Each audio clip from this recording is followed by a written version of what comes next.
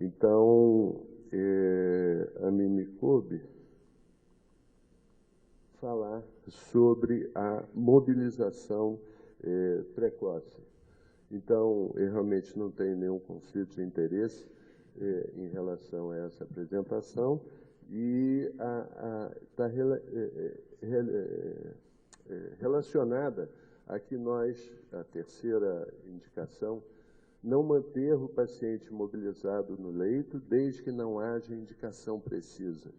A imobilização de pacientes críticos está associada a maior incidência de complicações e tempo de permanência no hospital. Existem evidências de que a mobilização precoce no leito e fora dele acelera a recuperação da doença crítica e melhora a qualidade de vida durante a internação e após a alta. Eu me lembro, Ederlon, há uns 6, 7 anos atrás, nós na Bélgica, e falávamos sobre exercício físico, etc., e eu dizendo que sempre faço exercício físico e tal, e o Ederlon dizendo que, não, esse negócio de exercício físico eu não gosto muito bem, não sei se você se lembra disso. E aí, agora ainda vem essa história de exercício físico no doente no CTI. Se eu sou internado no CTI, como é que alguém vai mandar eu fazer exercício físico dentro do CTI? Se fora do CTI eu não faço, eu sou contra, eu não tenho paciência e não sei o quê. Foi a primeira vez que nós conversamos sobre isso, passeando ali na Rio Negro para comprar chocolate, depois de uma aula, uma coisa, e saiu o assunto da mobilização precoce, quando começou a se falar muito efetivamente sobre isso. E o Jean-Louis, sempre um sujeito realmente é uma pessoa completamente diferente, foi quem começou no seu congresso há anos atrás, e aí há mais anos, apesar daquele trabalho de 2009, né, que a Mirella colocou, mas ele forçou e reforçou todo o tempo a coisa da mobilização precoce, e inclusive incluindo no ICAT depois, passados os anos.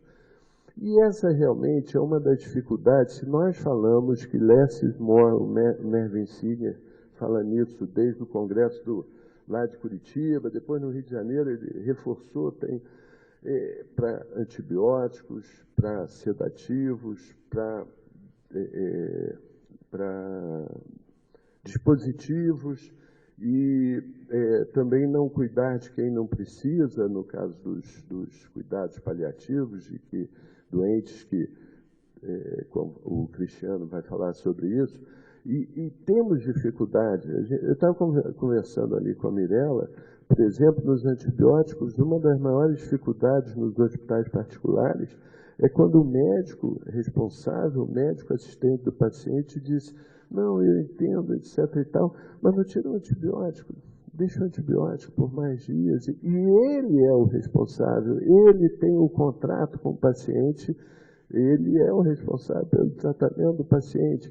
Então, se isso até hoje a gente tem tanta dificuldade, seja antibiótico, seja sedativo, seja dispositivos, que o Nelson depois vai falar, imagina na mobilização precoce. Na mobilização precoce, eu gostaria de saber aqui, da turma que está aqui, quem tem algum real protocolo de mobilização precoce no seu CTI. 1, 2, 3, 4, 5, 6, 7, 8, 9, 10, 11. Somos 11 só que temos esses protocolos estabelecidos.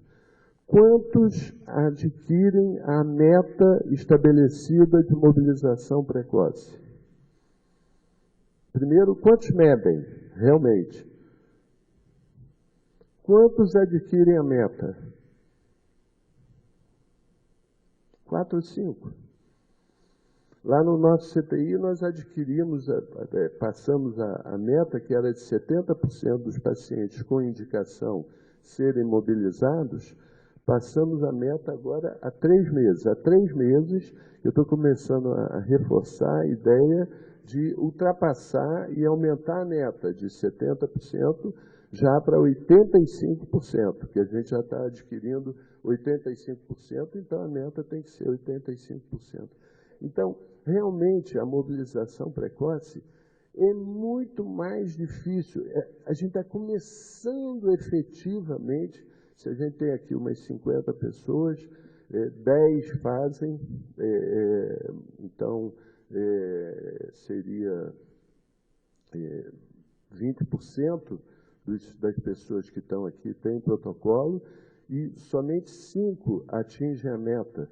Então, só 10% atingem a meta. Então, quando é que nós efetivamente incorporaremos essa atitude nos nossos CTIs? Inclusive, claro, estou passando errado.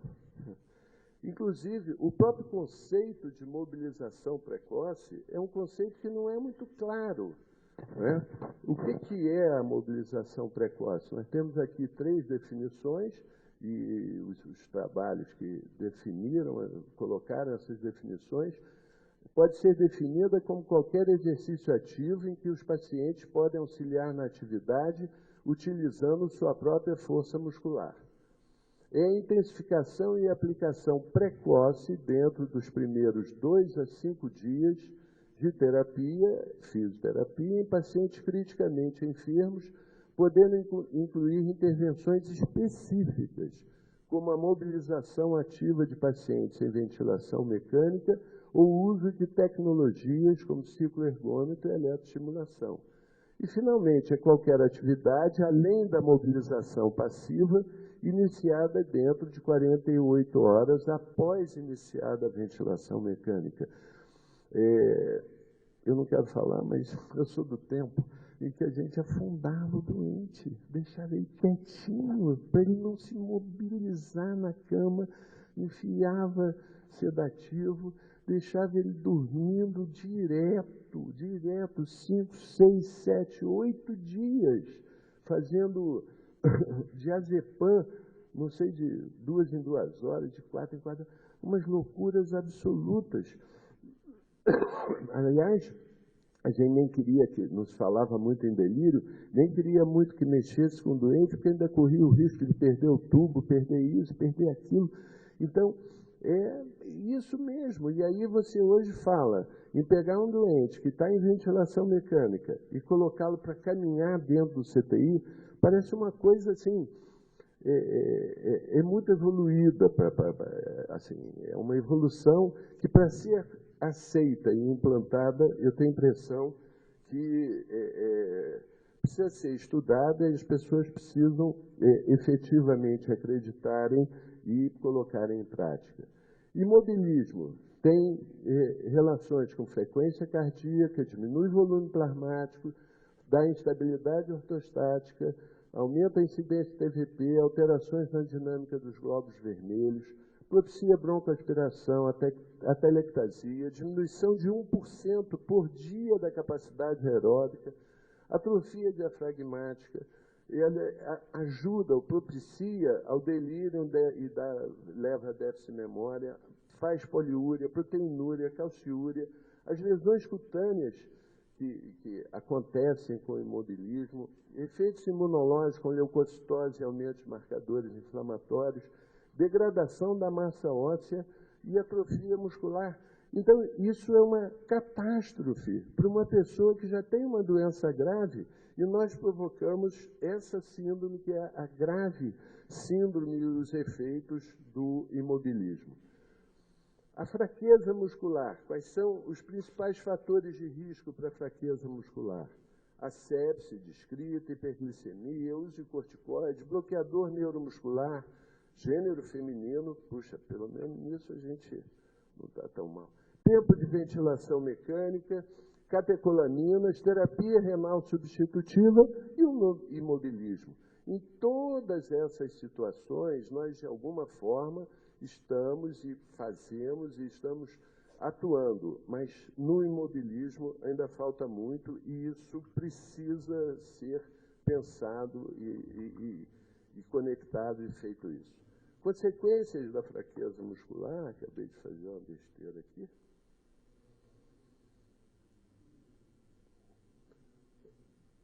Meu Deus do Santo Cristo. Desculpe, tá? Então, o imobilismo aumenta o tempo de internação, aumenta o tempo de ventilação mecânica, aumenta a mortalidade, aumenta custos hospitalares e aumenta os comprometimentos, propicia os comprometimentos funcionais a longo prazo.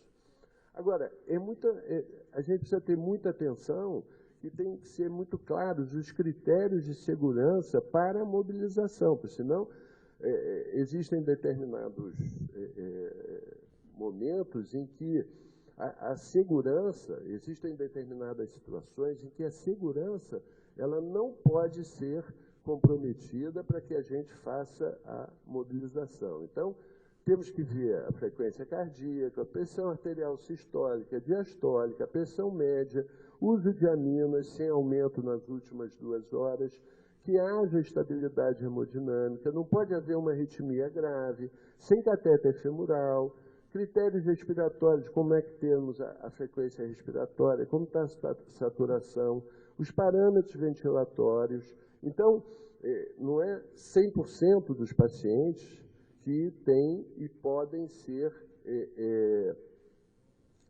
mobilizados precocemente. Cada vez que você mobiliza mais você vê que você pode mobilizar. Mas atenção para todos os critérios neurológicos, o nível de consciência, a pressão intracraniana, critérios ortopédicos, não pode haver fratura instável, em suma. Outros critérios, sem uso de bloqueador muscular, sem abdômen aberto, não estar sob cuidados paliativos, ausente trombose venosa, em suma, são os critérios que você precisa definir para o CTI. As principais barreiras que são ligadas à mobilização, ao impedimento, barreiras à mobilização precoce, que são descritas na literatura, são o nível de consciência, instabilidade respiratória, cardiovascular, sedação excessiva, agitação, a fraqueza muscular, a ventilação mecânica, acesso venoso, catéter femoral, o tubo orotraqueal, uso de inotrópicos, falha de recursos humanos, falta de recursos humanos, porque isso precisa. Aliás, a gente já ouviu aqui desde a Marisa. Pronto, foi. É porque já tentou as 3 vezes, eu estou no susto. Desde a fala da Marisa, lá no discurso, de que a terapia intensiva se transformou numa especialidade industrial. Nós temos CTI de 50, 60, 70 doentes. Como é que eu trato 50, 60, 70 pacientes que não seja empregando protocolos, porque senão o número de pessoas aumenta espetacularmente para que eu possa realmente fazer um tratamento individualizado. Então, nós passamos por uma época de tudo é protocolo, tudo é protocolo, tudo é protocolo. E de uns anos para cá, estamos voltando à medicina individualizada. A gente viu ali a Mirella falando, o Álvaro citando. Então, estamos voltando para a medicina individualizada. E não tem outro jeito, precisamos mesmo, para praticar essa medicina, ter um número de pessoas suficiente e que realmente acreditem naquilo que é estabelecido. Então, por exemplo, uma paciente que fez uma parada cardiorrespiratória, isso é o primeiro dia de internação, tecnologia máxima, Tintel, dialisando, fazendo monitorização de eletroencefalograma, etc. e tal, e 2 dias depois ela já está sentada, acordada, e isso aqui é assistindo televisão, 2 dias depois daquela segurança máxima. Então, ela foi mobilizada precocemente e, em seguida, já fazendo exercício, fora do leito, 2 dias depois daquele estado que ela estava lá, sob terapia e mobilização máxima. Em seguida, por favor, essa é uma paciente de 82 anos que eu jamais poderia pensar que no dia seguinte à intubação, como é que faz? Você tem como... Estava caminhando pelo CTI no ventilador, sob ventilação mecânica, e, como dizia aquele sujeito que foi presidente, o Mateus, não é? Vicente Mateus, pênalti é uma coisa tão importante que devia ser batido pelo presidente do clube, né? Aqui é o chefe da fisioterapia colocando a paciente para caminhar. É uma paciente idosa, grave, com instabilidade hemodinâmica e que no dia seguinte à ventilação, quem quiser pegar o conteúdo da sala, é só fazer aí aproximar a fotografia. Gostou dessa, né? Viu? Vem aqui também se moderniza, cara.